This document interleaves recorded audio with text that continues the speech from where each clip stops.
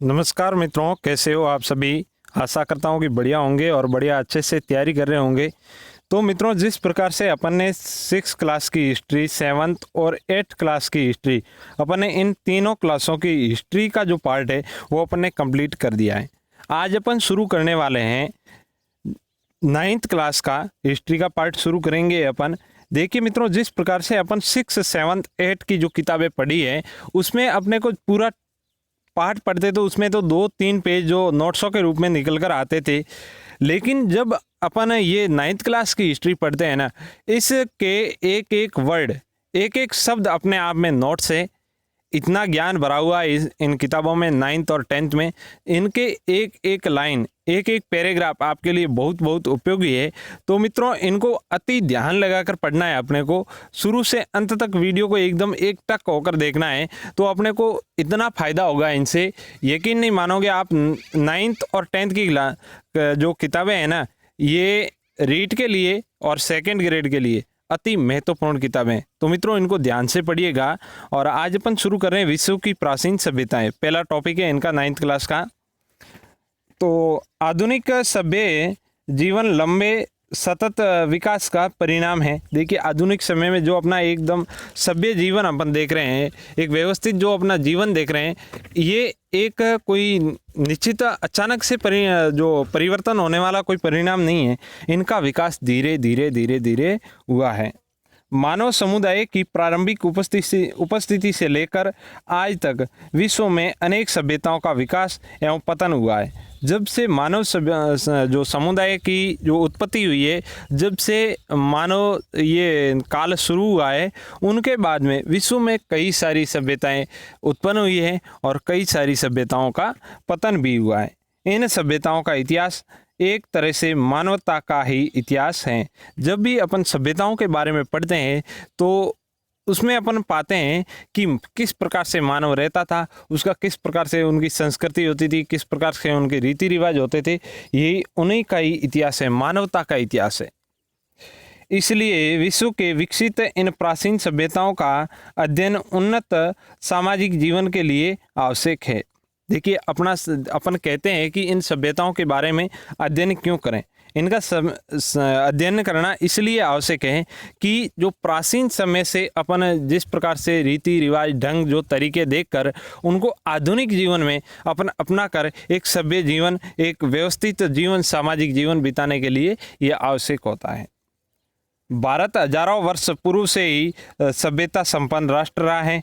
भारत के साथ मेसोपोटामिया, मिस्र, चीन, यूनान आदि प्रमुख प्राचीन सभ्यताएं हैं। देखिए, जब भी अपन भारत की सभ्यताएं पढ़ते हैं तो उनके साथ भारत की सभ्यताओं के साथ इनका भी संबंध रहा है। मेसोपोटामिया की सभ्यता, मिस्र की सभ्यता, चीन की सभ्यता, यूनान की सभ्यता आदि प्रमुख सभ्यताओं का संबंध है वो मित्रों भारत की सभ्यता के साथ रहा है। अब अपन बात करते हैं भारत की सभ्यता। भारत की सभ्यता के अंदर अपन पहली सभ्यता पढ़ते हैं, वो है मित्रों सिंधु घाटी सभ्यता, सिंधु सरस्वती सभ्यता। देखिए मित्रों, मैं आपको बता दूं कि सभ्यता का जो नाम पड़ता था प्राचीन समय में, देखिए पानी का इतना विकास नहीं हो रखा था। पानी इतना, देखो अपन जिस प्रकार से आधुनिक टेक्नोलॉजी के हिसाब से अपन हर कहीं पे ट्यूबवेल, कुआं मतलब खोद कर वहाँ पर पानी जो निकाल सकते हैं, लेकिन प्राचीन समय में जो हुआ करता था, एक पानी को छोड़कर बाकी सारा विकास हो रखा था। तो ये सभ्यताएं जो होती थी, ये मुख्य रूप से नदी के पास में बसती थी। जहाँ पर पानी की उपयुक्त मात्रा होती थी ना, वहाँ पर उसके पास में सभ्यताएं बस जाती थी और वहाँ पर खेती करने के लिए उन्नत पानी, पर्याप्त पानी मिल जाता था और वहाँ पर उनका धीरे धीरे धीरे धीरे विकास होने लगता था। तो जिस भी सभ्यता का जो नामकरण हुआ है ना, वो मित्रों हुआ है नामकरण उसके, जिस भी नदी के पास में जो सभ्यताएं उत्पन्न हुई है ना, उन्हीं के नाम पर, उन नदी के नाम पर उन सभ्यता का नाम पड़ा है। जैसे अपन बात करते हैं सिंधु सरस्वती सभ्यता, तो ये सिंधु और सरस्वती नदियों के पास में बसी हुई सभ्यता थी, इसीलिए इसको सिंधु सरस्वती सभ्यता कहा जाता है। इसी प्रकार से जो मिस्र की सभ्यता है, जो नील नदी के जो पास में बसी हुई है, दजला एवं फ्रात नदियों के पास में बसी हुई है मेसोपोटामिया की सभ्यता। इस प्रकार से अपन आगे की सभ्यताओं के बारे में बात करेंगे। तो अपनी पहली सभ्यता है सिंधु सरस्वती सभ्यता। भारत विश्व के प्राचीन देशों में से एक है। देखिए विश्व के जितने भी प्राचीन देशों की बात करें तो उनमें भारत का प्रथम स्थान आता है, उनमें से एक भारत का नाम भी आता है। इसका इतिहास, इसकी सभ्यता तथा संस्कृति बहुत प्राचीन है। भारत की सभ्यता संस्कृति के बारे में बात करें तो अपन तो कई वर्षों पुरानी ये सभ्यता है जिनका सतत विकास होता आ रहा है। पुरातात्विक आधारों पर पुरातत्वविदों ने पता लगा लिया है कि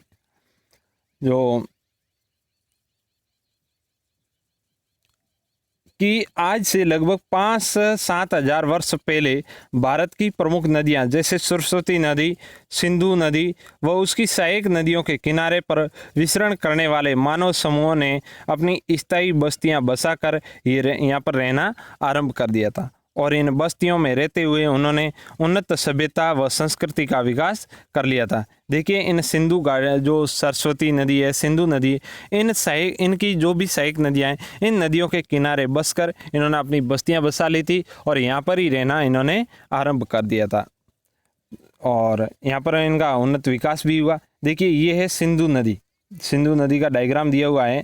देखिए ये यहाँ से निकलती है सीन से, जो ये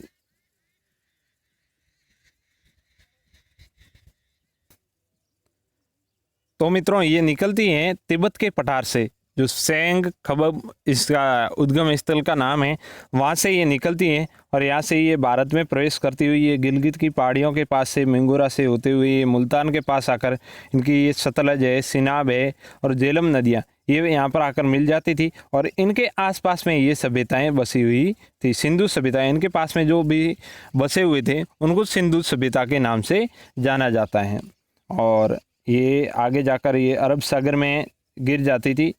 हैदराबाद जो पाकिस्तान में आया हुआ, ये सभी सारी की सारी जो ये स्थान है, ये सिंधु जो नदी है ये पूरी की पूरी पाकिस्तान के अंदर आती है, वर्तमान पाकिस्तान के अंदर आती है। तो और दूसरी है सिंधु और सरस्वती नदी एक ही नदी का नाम नहीं है मित्रों, ये दोनों अलग अलग नदियाँ थी और अलग अलग नदियों के बीच में ये बसी हुई थी सभ्यता। सिंधु नदी का उद्गम तिब्बत के कैलाश मानसरोवर के उत्तर में सेंगे खबब, सिंहमुख तथा हिमनद से माना जाता है। देखिए सिंधु नदी का उद्गम है वो तिब्बत के कैलाश मानसरोवर, जो कैलाश मानसरोवर जो चीन में तिब्बत में पड़ता है, उसके उत्तर में एक स्थान है सेंगे खबब सिंहमुख यानी हिमनद से माना जाता है। सरस्वती नदी का उद्गम शिवालिक की पहाड़ियों से माना जाता है, हिमाचल शिवालिक की पहाड़ियों से, और यहाँ से वह आदि बद्री के पास मैदान में प्रवेश करती है। देखिए ये हिमाचल से निकलती हुई उत्तराखंड में जो बद्रीनाथ मंदिर है उस मंदिर से पहले आदि बद्री के पास मैदान में प्रवेश करती है तथा ये दक्षिणी पश्चिमी दिशा में बहती हुई कुरुक्षेत्र जो कि हरियाणा में घग्गर आंकड़ा होती हुई हरियाणा के सिरसा स्थान से राजस्थान के नौहर में प्रवेश करती है। नौहर जो कि हनुमानगढ़ में नौहर में प्रवेश करती है। यहाँ से बीकानेर तथा जैसलमेर होती हुई गुजरात के कच्छ के रण में प्रवेश कर प्रभास पतन के पास समुद्र में गिरती है। देखिए ये नदियों का पूरा डिटेल दिया हुआ है, कहाँ से ये नदी निकलती हैं और कहाँ पर जाकर ये खत्म होती है। तो मित्रों ये सरस्वती नदी है, ये अभी ये भूमिगत नदी के रूप में इसको जाना जाता है कि ये भूमि के तल पर नहीं बहती है, ये भूमि के अंदर आज भी विराजमान है, बहती है। और कई वैज्ञानिकों ने इसका पता भी लगाया है, जो जलधारा के रूप में बहती हुई नजर आती है। और यहाँ पर जो राजस्थान के जो मरुस्थल में है ना, इनके कई सारे यहाँ पर जो कुएं वगैरह खोदे गए हैं, वहाँ से मीठे पानी की प्राप्ति हुई है, तो वो सरस्वती नदी का ही परिणाम है, उन्हीं का ही जल प्राप्त होता है।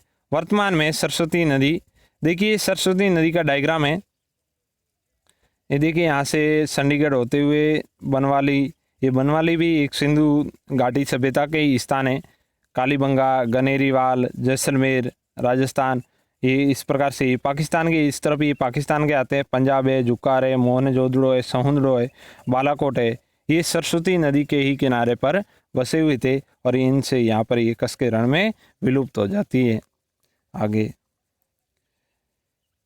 सरस्वती नदी के रूप में जो भौतिक रूप में अस्तित्व में नहीं है, जैसा कि मैंने आपको अभी बताया, भौतिक अस्तित्व में नहीं है। भू संरचना में परिवर्तन के कारण ये विलुप्त हो गई है। वर्तमान में अस्तित्व में नहीं होने के कारण कतिपय विद्वान सरस्वती नदी को मात्र कल्पना मानते, कोई विद्वान मात्र इनको कल्पना मानते हैं, लेकिन आधुनिक स्टडी के अनुसार अपन बात करें तो ये आज भी जो भूमि के तल के नीचे बहती है। लेकिन भूग्रह द्वारा खींची गई तस्वीरों से सरस्वती नदी के बहाव क्षेत्र का पता लग गया है तथा अंतःसलीला के रूप में आज भी प्रवाहित हैं। देखिए, मैंने बताया आपको अंतःसलीला के रूप में। कौन सी नदी अंतःसलीला के रूप में? अंतःसलीला का मतलब नदी होता है, अंत मतलब अंदर बहने वाली। वैदिक साहित्य, रामायण व महाभारत में सरस्वती नदी के अस्तित्व के पर्याप्त प्रमाण उपलब्ध होते हैं। जैसा कि प्राचीन अपन ग्रंथों की बात करें तो उनमें कई जगहों पर सरस्वती नदी का उल्लेख किया हुआ है। महाभारत युद्ध के समय कृष्ण के भाई बलराम ने सरस्वती नदी पर स्थित तीर्थों की यात्रा की थी। इसका विवरण प्राप्त होता है। राजस्थान के मरु प्रदेश में भी सरस्वती नदी के किनारे बसे कई नगरों ने पुरातात्विक अवशेष आज भी विद्वान हैं। उनमें से कालीबंगा एक है। देखिए, सरस्वती नदी के कोई विद्वान जो प्रमाण नहीं मानते, तो उनमें से अभी सामने आ रहा है कि जैसे अपन राजस्थान की बात कर रहे हैं, राजस्थान के मरु प्रदेश में सरस्वती नदी के जो प्रमाण मिले उनमें से एक कालीबंगा है। देखिए, कालीबंगा सभ्यता एक बसी हुई थी, जो एक व्यवस्थित रूप से बसी हुई सभ्यता के रूप में अपन मानते हैं। तो इनका भी विकास जो कहते हैं कि सरस्वती नदी के किनारे पर ही हुआ था। और भगवान, जो अपन महाभारत में बात करें तो भगवान कृष्ण के भाई हैं बलराम ने सरस्वती नदी के किनारे पर बसे हुए कई सारे जो है तीर्थों की यात्रा की थी और उनका उल्लेख भी यहाँ पर मिलता है। आगे सिंधु सरस्वती नदी, इनकी सहायक नदियों के विस्तृत भूभाग में विकसित मानव सभ्यता को सिंधु सरस्वती सभ्यता के नाम से जाना जाता है। देखो, सिंधु और सरस्वती सभ्यता नदियां और इनकी सहायक नदियों के विस्तृत भूभाग में विकसित मानव सभ्यता को सिंधु सरस्वती सभ्यता के नाम से जाना जाता है। इस सभ्यता के बारे में पहले किसी को पता नहीं था। भारत भी प्राचीन सभ्यता का प्रमुख केंद्र रहा है। ये सभ्यता मिट्टी के टीलों में दबी हुई थी। मिट्टी के टीलों में दबी हुई इस सभ्यता का काल कौन सा था? ये कब सर्वोत्कर्ष पर थी? कब इसका अवसान हुआ? इस बारे में विद्वानों के मत एक नहीं है, लेकिन मोटे तौर पर यह माना जाता है कि सिंधु सरस्वती सभ्यता का जन्म काफ़ी समय पहले 3250 ईसा पूर्व तक ये पूर्ण रूप से विकसित हो गई थी। देखिए, सिंधु सरस्वती सभ्यता की बात करें तो इन सभ्यता के बारे में पहले किसी को पता नहीं था। जब इनके बारे में पता चला तो कहते हैं कि विद्वानों का ये मत एक नहीं है, इस बारे में एक मत नहीं है कब ये इसका जो प्रारंभ हुआ था, कब ये इनका पूर्ण रूप से विकास हो रखा था और कब इसका पतन हुआ, इसके बारे में कोई निश्चित प्रमाण नहीं है। लेकिन जहाँ तक प्रमाण मिले हैं उनके अनुसार अपन कह सकते हैं कि 3250 ईसा पूर्व तक ये सर्वोत्कर्ष पर थी, यानी इसका पूर्ण रूप से विकास हो चुका था। इसके बाद 3250 से 2750 ईसा पूर्व तक सर्म विकास पर पहुंच गई थी। देखिए, इनका पूर्ण रूप से विकास हो गया था कि 3250 ईस्वी तक ये पूर्ण रूप से बच चुकी थी। इनका जो है विकास जो काल माना जाता है 3250 से 2750 ईसा पूर्व तक सर्म विकास पर ये पहुंच गई थी। फिर 2750 ईसा पूर्व के बाद इस सभ्यता का अवसान प्रारंभ हुआ, मतलब इनका पतन प्रारंभ हुआ और 1500 ईसा पूर्व तक आते आते ये पूर्ण रूप से विलुप्त हो गई।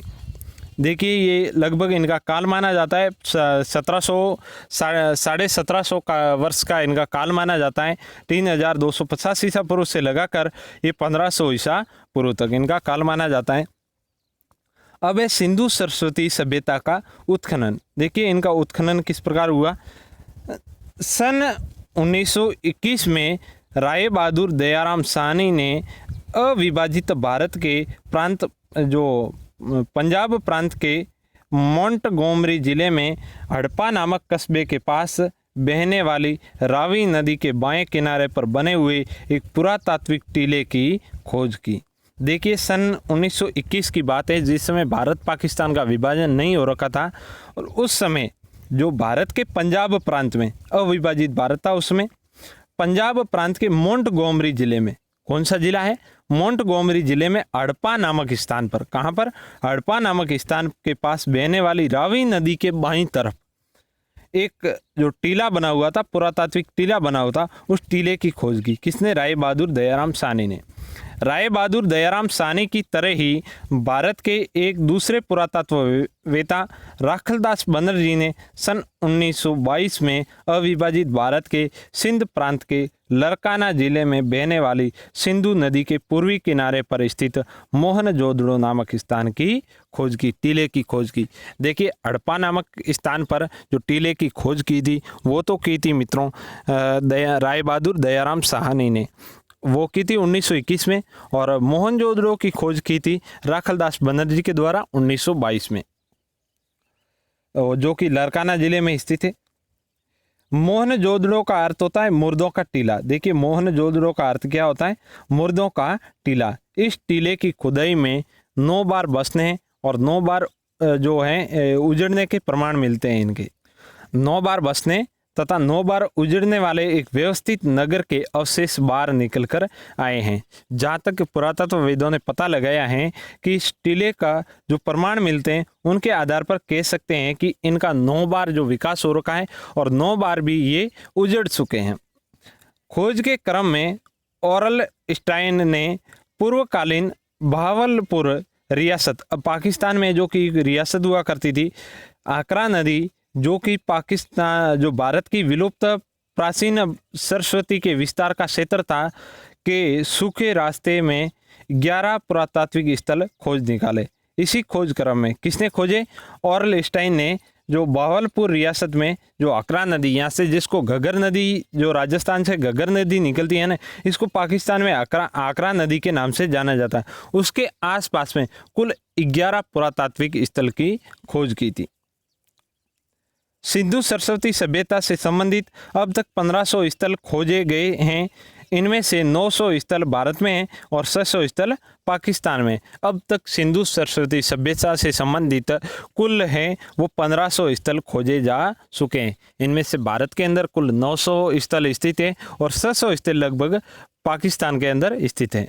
सन 1947 में भारत के विभाजन के बाद सिंधु सरस्वती सभ्यता के कुछ पुरातात्विक बड़े स्थल हड़प्पा, मोहनजोदड़ो जो है गनवेरी वाला आदि पाकिस्तान के हिस्से में चले गए। देखिए भारत पाकिस्तान के विभाजन के बाद में कई सारे ऐसे पुरातात्विक स्थल है, जो बड़े बड़े पुरातात्विक स्थल थे वो पाकिस्तान के हिस्से में चले गए। कालीबंगा, राखीगढ़ी, धौलावीरा, लोथल, रंगपुर आदि पुरातात्विक स्थल भारत में स्थित हैं। तो कई स्थल पाकिस्तान के अंदर चले गए और कई स्थल भारत के अंदर आ गए, जिसमें से अभी आपको बताया था 900 स्थल भारत के अंदर है और 600 स्थल पाकिस्तान के अंदर चले गए। उसमें से कुछ मुख्य स्थल पाकिस्तान के अंदर ये है और कुछ भारत के अंदर हैं। भारत के पुरातत्व विशेषज्ञों और इतिहासकारों ने स्वतंत्र भारत में सन 1947 के बाद नए ढंग से कार्य प्रारंभ किया। पंजाब, हरियाणा, राजस्थान, गुजरात में सिंधु घाटी सभ्यता उसके पहले तथा समानांतर प्रणाली पर विकसित होने वाली सरस्वती ध्वजदती नदी घाटी से संबंधित कई स्थल खोज निकाले। देखिए भारतीय पुरातत्व और इतिहासकारों ने स्वतंत्र भारत के बाद कई सारे स्थानों को भारत के अंदर भी, जो गुजरात, हरियाणा, राजस्थान के अंदर कई सारे स्थल जो हैं इनके समानांतर कई सारे स्थल खोज निकाले। सन 1953 में अमलानंद घोष ने राजस्थान के बीकानेर संभाग में लगभग 25 पुरातात्विक स्थलों की खोज की, जिसमें प्रमुख कालीबंगा है। देखिए सन 1953 की बात करें, सन 1953 में सर अमलानंद घोष के द्वारा उन्होंने राजस्थान के अंदर कुल बीकानेर संभाग में कुल 25 जो है पुरातात्विक स्थलों की खोज की। उनमें से एक मुख्य स्थल का जिसका अपन नाम लेते हैं वो एक कालीबंगा की खोज की थी अमलानंद घोष के द्वारा सन 1953 में। पंजाब में रोपड़, बाड़ा, संगोल, गुजरात में रंगपुर लोथल, रोजदी और हरियाणा में राखीगढ़ी, बनवाली, मीठाथल आदि स्थानों पर सिंधु सरस्वती सभ्यता के जो है अवशेष मिले। देखिए मैंने पहले ही मित्रों बताया था आपको, इसमें एक एक लाइन आपके लिए अति महत्वपूर्ण है, जिसमें मैंने बताया। देखिए पंजाब के अंदर कौन कौन से स्थल पड़ते हैं, रोपड़ है, बाड़ा है, संधोल है, और गुजरात के अंदर रंगपुर लोथल और रोजदी, हरियाणा के अंदर राखीगढ़ी, बनवाली, मीठाथल, ये सभ्यताएं हरियाणा के अंदर, पाकिस्तान के पंजाब के अंदर, गुजरात के अंदर हैं। और अपन बात करें राजस्थान के अंदर, राजस्थान की सभ्यताओं का अलग से अपन पढ़ेंगे, उसका आगे आने वाला है टॉपिक भी। सिंधु सरस्वती सभ्यता की विशेषताएं। देखिए सिंधु सरस्वती सभ्यता की विशेषताएं, पहली विशेषताएं देखिए, सिंधु सरस्वती सभ्यता एक व्यवस्थित रूप से बसी हुई सभ्यता थी। इनकी कई सारे विशेषताओं के बारे में अपन पढ़ते हैं, जिनके बारे में एग्जामों में कई बार पूछा भी जाता है, गहराई से पूछा जाता है, तो उनका देखो आंसर देना मुश्किल हो जाता है। लेकिन ऊपरी ऊपरी अपन बात करें, इसके अंदर भी अपन डिटेल में पढ़ेंगे। पहली विशेषता है नगर नियोजन। मित्रों सिंधु घाटी सभ्यता का जिस प्रकार से बसी हुई थी ये सभ्यता, वो एक प्रकार से अपन कह सकते हैं पहले से ही उसका नियोजन किया हुआ था, पहले से प्लानिंग के अनुसार एक बसी हुई जो है नगर नियोजन जो सभ्यता थी। सिंधु सरस्वती सभ्यता के विकसित और उन्नत स्तर को प्रकट करने वाले अवशेषों में सबसे पहले महत्वपूर्ण अवशेष इस सभ्यता से संबंधित नगरों के हैं। देखिए सबसे पहले महत्वपूर्ण जो अवशेष मिलते हैं वो यहाँ के नगरों के सबसे महत्वपूर्ण अवशेष मिलते हैं। ऐसे नगरावशेषों में हड़प्पा, मोहनजोदड़ो दोनों अब पाकिस्तान में। देखिए नगरावशेषों में बात करें, हड़प्पा और मोहनजोदड़ो ये दोनों कहाँ पर है, अभी पाकिस्तान में। कालीबंगा जो कि राजस्थान में, राखीगढ़ी जो कि हरियाणा में है, धोलावीरा, लोथल ये गुजरात में के अवशेष अत्यधिक महत्वपूर्ण है। इन नगरों के अवशेषों से ये तथ्य भी उद्घाटित होता है कि सिंधु सरस्वती सभ्यता काल के भारतवासी पहले योजना बनाकर अपने नगरों एवं नगरों में निर्मित किए जाने वाले भवनों, आवासों का निर्माण करते थे। इन सभ्यताओं के बारे में जैसे अपन पता लगाते हैं, एक अत्यधिक महत्वपूर्ण सभ्यताएं हैं, इनके बारे में अगर अपन पता लगाएं, धीरे धीरे इसके बारे में डिटेल में पढ़ें, तो पता चलता है कि इनकी जो नगर सभ्यताएं जो बसाई हुई थी, ये पहले से एक प्लानिंग के अनुसार ही इनका निर्माण किया गया था। उनमें उनका भवन निर्माण, कला संबंधी ज्ञान, आधुनिक स्थापत्य यानी जो अभियांत्रिक अपन मानते हैं इंजीनियरिंग के स्तर का था। देखिए आधुनिक अपन जो इंजीनियरिंग की बात करें, अपन प्लानिंग के अनुसार घर वगैरह बनाते, उनके स्तर का इनका जो ये प्लानिंग थी। देखिए इनके जो सभ्यता नगर वगैरह बसे हुए थे वो पहले से ही प्लान के अनुसार बसाए हुए थे। इनमें से कुछ ये देखो, ये चित्र आपको दिखाई दे रहा है, ये सड़क बनाई हुई है, यहाँ पर कितनी प्लानिंग से ये घर बनाए हुए हैं, बीच में नाली निकाली हुई है, तो बहुत ही अच्छे तरीके से पहले से ही इनका जो नियोजन किया गया था, ये इनकी पहली विशेषता थी। दूसरी विशेषता इनकी है नगर की आवास योजना। एक तो शहर को बसाना, एक उसमें घर को बसाना, ये भी एक अलग अलग प्लानिंग होती है। देखिए उसमें नहर में आवास योजना, नगर में आवास योजना। सिंधु सरस्वती सभ्यता के नगरों की सुव्यवस्थित सड़क प्रणाली के परिणाम स्वरूप स्वतः नगरों की आवास योजनाओं में एक व्यवस्था उत्पन्न हो गई थी। देखिए पहले से ही नगर का नियोजन किया हुआ था, नगर को एक प्लानिंग के अनुसार बसाया हुआ था, तो स्वतः ही यानी अपने आप ऑटोमेटिक ही घरों को बसाने में बहुत सारी आसानी हो गई थी, जो एक व्यवस्था उत्पन्न हो गई थी। कई नगर खंडों और मोहल्लों में विभक्त होकर सुनियोजित स्वरूप में उभर गए थे। देखिए पहले से ही जो नियोजन के अनुसार उनको बसाया गया था, तो बाद में स्वतः ही अपने आप ही एक जो घरों का है वो एक अच्छा सा जो स्वरूप निकलकर सामने आ गया था। सामान्यतः प्रत्येक मकान में बीच में खुला आंगन रखा जाता था और आंगन के चारों तरफ कमरे बनाए जाते थे। लगभग सभी मकानों में पानी रखने के फिरौने, परेंडे, शौचालय, स्नानघर अलग से निर्मित होते थे। देखिए उनमें जिस प्रकार से अपन आधुनिक बात करें तो उनके लेवल का था, तो अपन समझ सकते हैं। देखिए जैसे माना कि इसमें कहा जाता है कि पहले आगे आने वाला ये टॉपिक, इस प्रकार से सड़कें बनाई जाती थी और सड़कें भी समकोण पर काटती थी, तो ये सड़कें हो गई और पास में यहाँ पर घर बसाए जाते थे और घर भी जैसे माना कि ये घर हैं, तो इनको भी इस प्रकार से बसाया जाता था कि इनके चारों तरफ तो कमरे होते थे, बीच में खुला आंगन होता था, और उनका जो गेट है वो सड़क की तरफ नहीं खुलता था, सड़क के दूसरी तरफ खुलता था, और जो घर का मुख्य दरवाजा है वो सड़क की तरफ आता था। तो इस प्रकार से इनका नियोजन किया हुआ था। आगे है सड़क व्यवस्था। सिंधु सरस्वती सभ्यता से संबंध नगरों की सड़कें पूर्व से पश्चिम तथा उत्तर से दक्षिण की तरफ सीधी समानांतर निर्मित की गई थी। सड़कें एक दूसरे को समकोण पर काटती थी, जहां पर चौराहे बने हुए थे।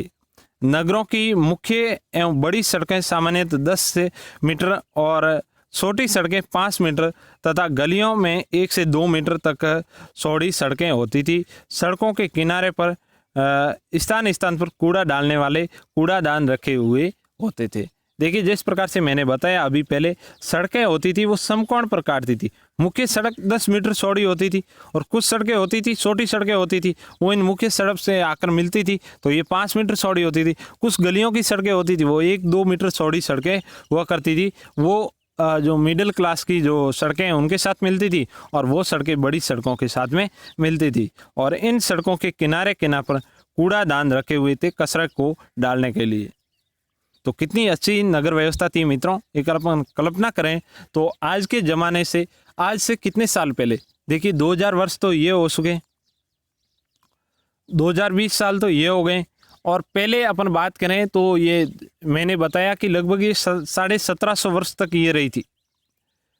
देखिए, इनका अपन कैलकुलेशन करें, लगभग 4000 वर्ष पहले, 4000 वर्ष पहले भी इतनी उन्नत जो सभ्यता बसी हुई थी। तो देखिए, आज के समय में अपन क्या विकास किया है। इतने पुराने समय में ये इतनी, देखो, आधुनिक काल से टक्कर देने वाली सभ्यताएं हुआ करती थी। इसमें अगली विशेषताएं नगर की सफाई एवं जल निकासी प्रणाली और स्वच्छता प्रबंधन। देखिए, नगर की सफाई और जल निकासी के लिए इनका की क्या व्यवस्था हुआ करती थी इनकी। सिंधु सरस्वती सभ्यता से संबंधित नगरों और नगरों के मकानों में स्वच्छता और सफाई की समुचित व्यवस्था देखने को मिलती हैं। नगरों की गलियां, सड़कें और मुख्य सड़कों पर बनी छोटी बड़ी नालियां जो और गटरों से सहज में ही ये अनुमान लगाया जा सकता है। देखिए, उनकी जो छोटी बड़ी नालियां, बड़ी नाली होती थी, जो छोटी छोटी नालियां बड़ी नाली में जाकर मिलती थी, और गटरों की एक सहज प्रकार से व्यवस्था की गई थी। इससे अपन अनुमान लगा सकते हैं कि उनकी सफाई व्यवस्था कितनी उन्नत हुआ करती थी। मकानों, मोहल्लों और पूरे नगरों से गंदा पानी बाहर निकालने की समुचित व्यवस्था थी। रोजमर्रा का कूड़ा कचरा डालने के लिए सड़कों पर जगह जगह कूड़ा पात्र रखे जाते थे। देखिए, ये हमेशा के लिए जो कूड़ा वगैरह डालने के लिए, गंदा जो कचरा डालने के लिए सड़क पर जगह जगह पर कचरा पात्र लगाए हुए थे। सिंधु सरस्वती सभ्यता के नगरों में निजी मकानों एवं नगरों में सार्वजनिक सफाई और स्वच्छता पर जो प्रबंध नजर आता है, उससे ये साफ जाहिर होता है कि सिंधु सरस्वती सभ्यता काल में भारतवासियों का जीवन है वो उच्च स्तर का होता था। देखिए, इनसे अपन अनुमान लगा सकते हैं, इनसे अपने को ये ध्यान में पड़ता है कि उस समय के जो सफाई व्यवस्था को अपन देखें तो एक प्रकार का वो जीवन था। उस सभ्यता में बसने वाले लोग थे वो उच्च स्तर के लोग हुआ करते थे। आगे है शोभा और दिखावे के स्थान पर सुविधा और उपयोगिता को अधिक महत्व देते थे और स्वास्थ्य के प्रति जागरूक हुआ करते थे। देखिए, ये लोग दिखावे के लिए ये मात्र नहीं करते थे, ये अपने आप की रियल लाइफ में ये मतलब यूज करते थे। इसी प्रकार से ये इनकी नगर योजना बसाई गई थी। आगे विशिष्ट निर्मितियाँ। सिंधु सरस्वती सभ्यता के काल में विभिन्न नगरों की पुरातात्विक खुदाई के कुछ विशेष प्रकार की निर्मितियाँ, भवन और इमारतों के भग्नावशेष निकले हैं। इनमें नगर की गड़ी वाले भाग में रक्षा प्राचीर, धातु पिघलाने के स्थान, भट्टियाँ, यज्ञ वेदियाँ, विशाल स्नानगृह, विशाल अन्नागार आदि प्रमुख हैं। ये अवशेष सभ्यता की उन्नत अवस्था के वैज्ञानिक प्रमाण हैं। देखिए, यहाँ पर कुछ निर्माण किए हुए अवशेष अपने को प्राप्त हुए। उनमें से देखिए, धातु गलाने के स्थान, धातु को पिघलाने के लिए बड़ी बड़ी भट्टियाँ बनाई हुई थी। यहाँ पर रक्षा के लिए दीवारें बनाई हुई थी, और यहाँ पर यज्ञ के लिए वेदियाँ बनाई हुई थी, और बड़े स्नानगृह प्राप्त हुए हैं और विशाल अन्नागार प्राप्त हुआ है। उनसे अपन ये पता लगा सकते हैं कि यहाँ की व्यवस्था है वो कितनी उन्नत प्रकार की व्यवस्था हुआ करती थी। ये तो थी इनकी नगर नियोजन। अगला है इनका सामाजिक जीवन। देखिए, सिंधु सरस्वती सभ्यता से संबंधित विभिन्न स्थानों पर खुदाई में ऐसी कई वस्तुएं मिली हैं जिनसे ये पता चलता है कि उस काल में समाज कई प्रकार के काम धंधों में करने वाले लोगों से मिलकर बना हुआ था। देखिए, उन प्रकार की उस समय की अगर सामाजिक व्यवस्था देखी जाए तो उनकी जो नगर व्यवस्था से भी अपन पता लगा सकते हैं कि उनमें उन समाज में जो काम करने वाले विभिन्न श्रेणियों के जो काम धंधे करने वाले लोग उसमें शामिल थे, जिसको मिलाकर एक प्रकार से उनका जो उन्नत समाज का निर्माण हुआ था। व्यक्ति अपनी योग्यता के अनुसार विभिन्न कार्य कर सामाजिक व्यवस्था को बनाए रखने में अपना योगदान देता था। धार्मिक, प्रशासनिक, चिकित्सा, सुरक्षा एवं उत्पादन प्रमुख कार्य इनके थे। देखिए, इनके प्रमुख कार्य कौन सा हुआ करता था?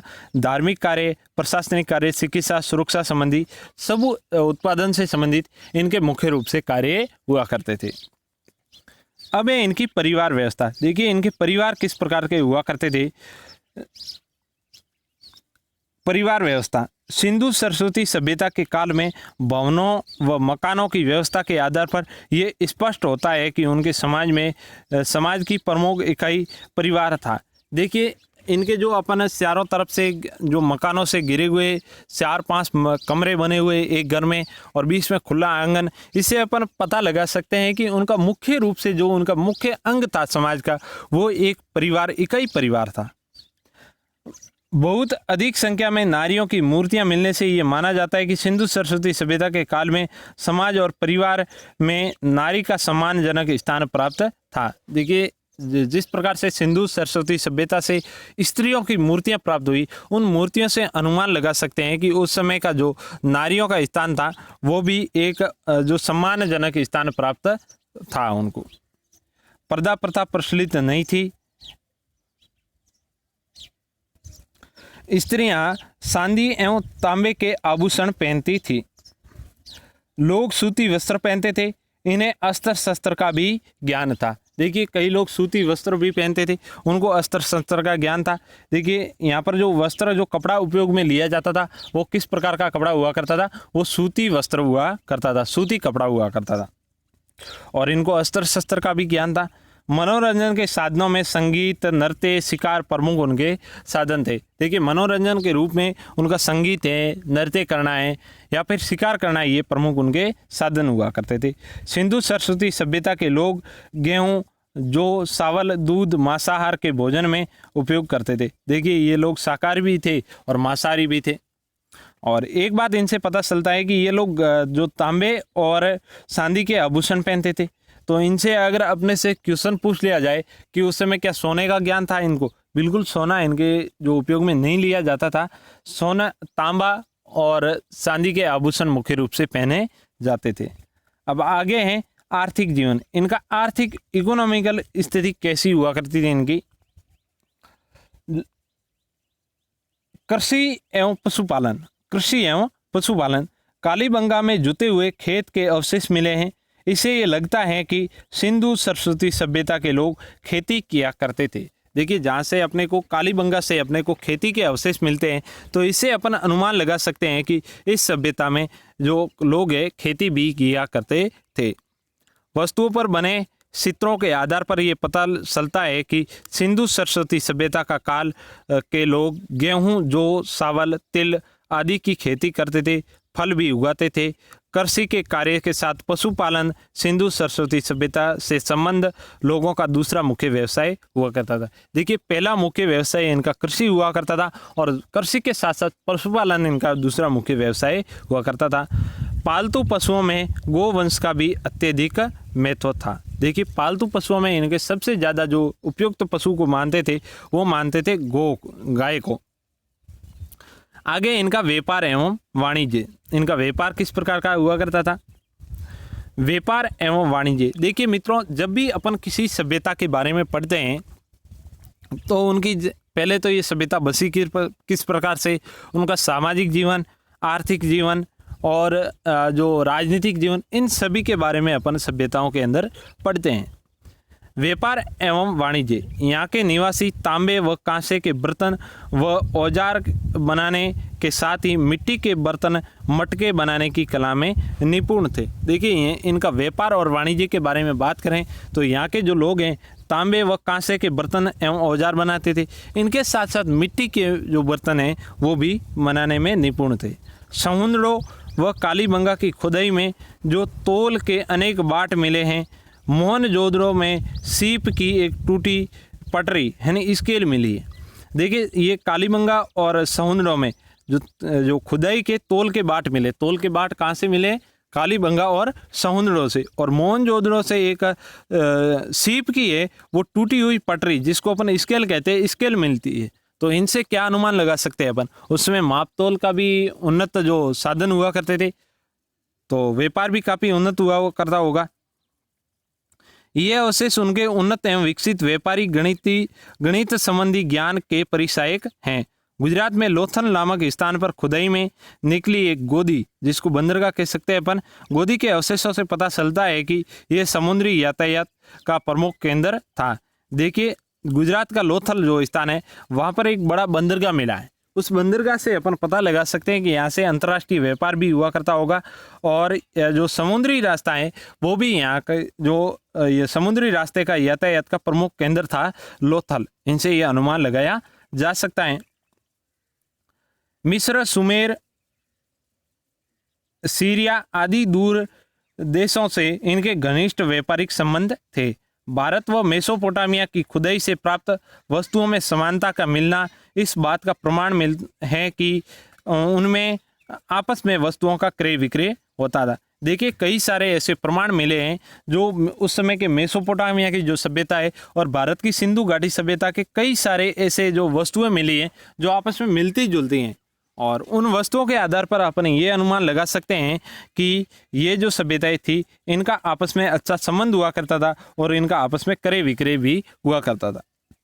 भारत की उन्नत व्यवस्था के कारण सिंधु सरस्वती सभ्यता को व्यापार प्रधान सभ्यता कहा जाता है। तो इनके कारण अपन इतना जो उन्नत अंतर्राष्ट्रीय व्यापार हुआ करता था, इनके आधार पर अपन कह सकते हैं कि इनका जो व्यापारिक जो कार्य था वो काफ़ी जो है उन्नत हुआ करता था, काफ़ी जो प्रगतिशील था।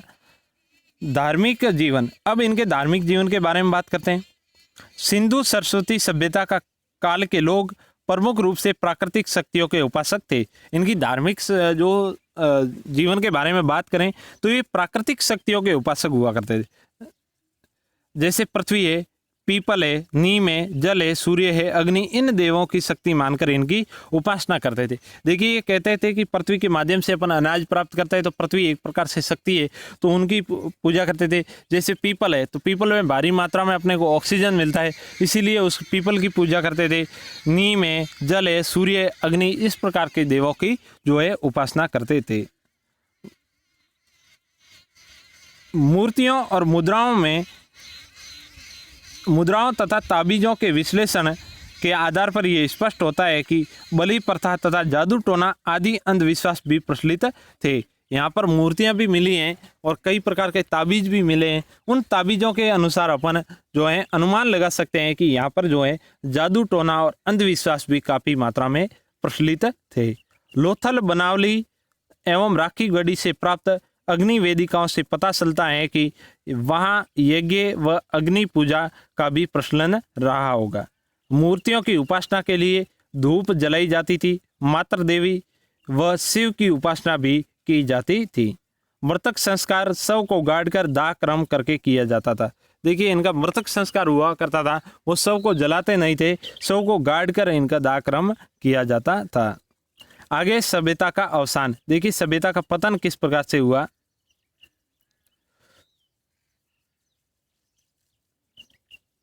सिंधु लिपि अभी सही ढंग से पढ़ी नहीं जा सकी। जिस प्रकार से अपन सिंधु लिपि के बारे में बात करें तो उन लिपि का अभी तक वो नहीं पढ़ी गई हैं, क्योंकि वो एक प्रकार से अपन चित्र लिपि है। चित्रों के माध्यम से दर्शाया गया है, तो उनको अभी तक पढ़ा नहीं गया है, तो इसके आधार पर अपन पूर्ण रूप से तो ये कह नहीं सकते हैं कि इनका अवसान कैसे हुआ। अनुमान है कि इस सभ्यता का पतन प्राकृतिक कारणों से हुआ। कहा जाता है कि इनका जो सभ्यता का जो इतनी जो सभ्यता थी, तो इनका है वो पतन है वो प्राकृतिक कारणों से ही हुआ होगा। वहाँ उस युग में रहने वाले निवासियों द्वारा परिश्रम से बनाए गए नगर भू परिवर्तन से खंडर बन गए थे, किंतु उस अतीत में विकसित सभ्यता और संस्कृति के तत्व नष्ट नहीं हो सके। उनका आगे आने वाले युगों में भारतीय जनजीवन में परोक्ष रूप से प्रभाव बना। भारतीय संस्कृति के प्रारंभिक चरणों के निर्माण में सिंधु सरस्वती सभ्यता का महत्वपूर्ण योगदान रहा है। देखिए, इनका जो पूर्ण रूप से तो अपन कह नहीं सकते, प्राकृतिक कारणों से इनका अवसान हुआ है। कहते हैं कि यहाँ तो धूल भरी आंधी आई होगी या फिर बाढ़ की वजह से ये सभ्यता है नष्ट हो गई होगी, लेकिन कहा जाता है कि इनकी जो ये इतनी उन्नत बसाई हुई सभ्यता है, तो इनके अवशेष नष्ट नहीं हुए और वो अवशेष आगे जाकर भारतीय सभ्यता के लिए बहुत ही कामगार साबित हुए। अगली सभ्यता है वैदिक सभ्यता। इसके बारे में मित्रों अपन अगले वीडियो में पढ़ेंगे। ये बहुत ही महत्वपूर्ण सभ्यता थी, सिंधु घाटी सभ्यता। इसमें कई सारे फैक्ट निकलकर सामने आ रहे हैं, इनको अपन प्रश्नोत्तर के माध्यम से भी पढ़ेंगे।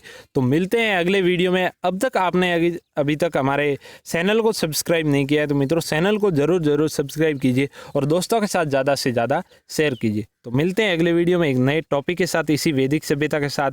जय हिंद और जय भारत। वंदे मातरम।